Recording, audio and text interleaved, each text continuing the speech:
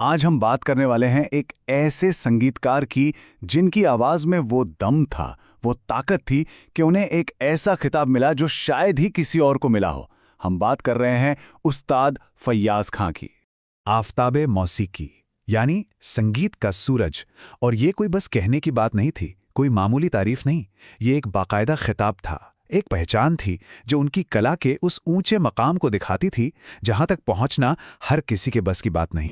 तो सवाल यही है ना, कि आखिर एक फनकार, एक कलाकार सूरज जैसी इतनी बड़ी उपाधि कैसे पा सकता है। चलिए आज इसी सवाल का जवाब ढूंढते हैं, उनकी जिंदगी और उनके संगीत के सफर में उतरते हैं। तो शुरुआत करते हैं बिल्कुल शुरू से। उनकी महानता की जड़ें दरअसल उनके बहुत ही खास और असाधारण पारिवारिक बैकग्राउंड में थीं। उनकी संगीत की यात्रा दो महान परंपराओं के एक संगम से शुरू हुई और इसी संगम ने उन्हें सबसे जुदा, सबसे अलग बना दिया।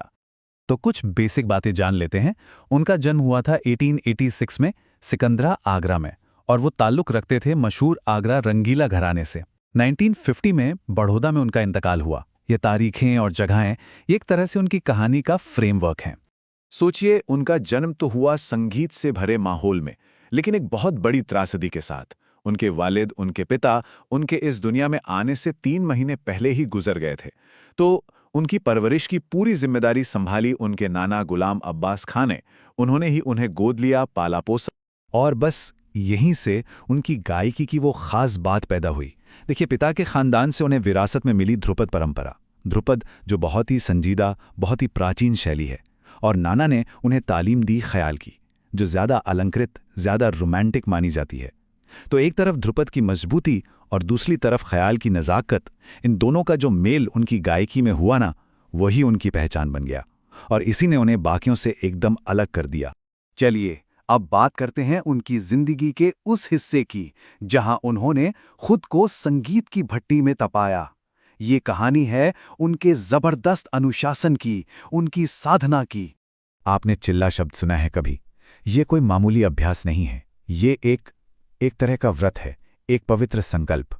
इसमें एक शागिर्द, एक शिष्य पूरे 12 साल तक रोज सुबह सूरज उगने से लेकर सूरज डूबने तक लगातार संगीत का रियाज करता है। आप सोच सकते हैं, यह साधना का सबसे ऊंचा स्तर है, संगीत के लिए एक सच्ची तपस्या। जी हाँ, 12 साल, पूरे 12 साल।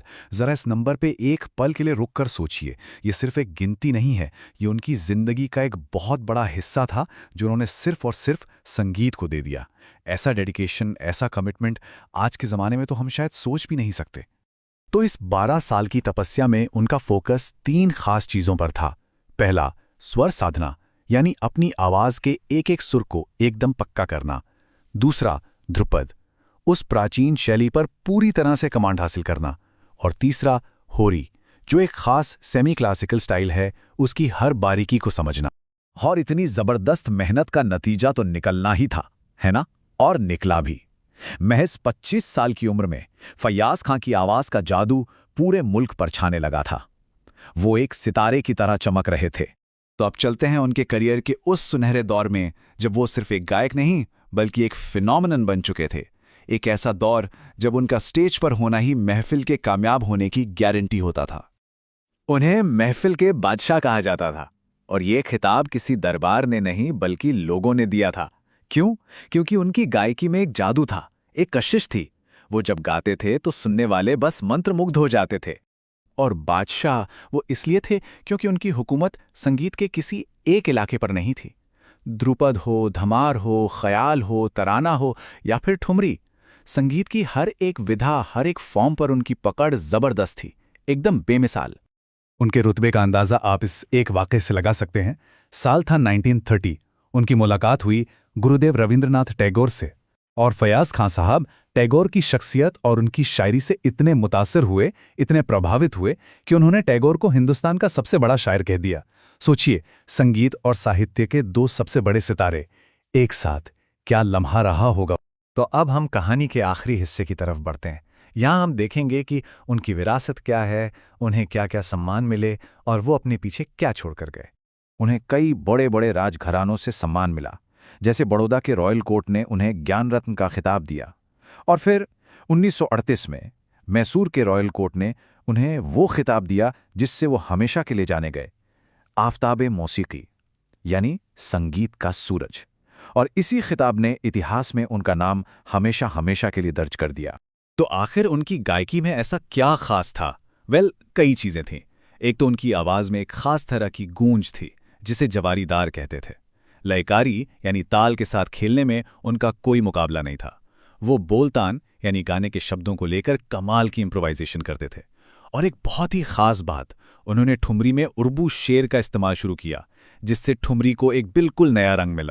लेकिन उनकी सबसे बड़ी विरासत सिर्फ उनकी रिकॉर्डिंग्स नहीं है। नहीं, उनकी सबसे बड़ी देन है उनके शागिर्द, उनके शिष्य, जिन्होंने उनके संगीत के चिराग को, उनके ज्ञान को आगे बढ़ाया। इनमें कुछ बहुत बड़े नाम शामिल हैं। दिलीप चंद वेदी, उस्ताद जिया हुसैन, अजमत हुसैन, श्री कृष्ण नारायण, रतन जनकर।